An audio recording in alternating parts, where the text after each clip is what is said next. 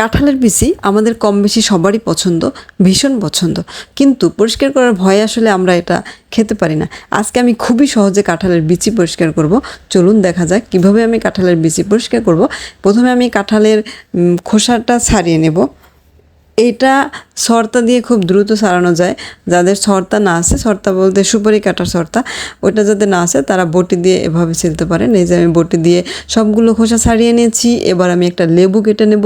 লেবুটা এভাবে কাটতে হবে, চারপাশ দিয়ে কাটতে হবে, আর মাঝখানের যে শিরটা ওটা রেখে দিতে হবে, তাহলে লেবুর রসটা খুব ভালোভাবে বের হয়ে আসে। তো এবার হচ্ছে আমি যেটা করব সেটা হচ্ছে একটি পাত্রে পানিটা কিছুটা কুসুম গরম করে নেব। তারপরে হচ্ছে লেবুর রসটা চিপে চিপে আমি পানির মধ্যে দিয়ে দেব। কাঁঠাল ভীষণ পুষ্টিকর একটি খাবার। এটি সকল অবস্থায় খাওয়া যায়। কাঁচা অবস্থায় রান্না করে খেতে ভীষণ মজা।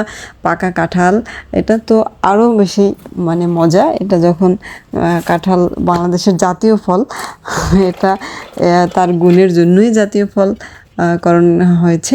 এই যে তারপরে হচ্ছে আমি সবগুলো লেবুর রস দিয়ে দিয়েছি। তারপরে আমি এটাকে ভিজিয়ে দিলাম, এটাকে আমি হচ্ছে আধা ঘন্টার মতো ভেজাবো।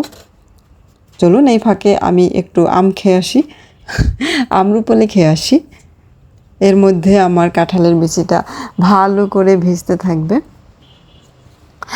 পাকা কাঁঠালে প্রচুর ভিটামিন এ সমৃদ্ধ একটি খাবার।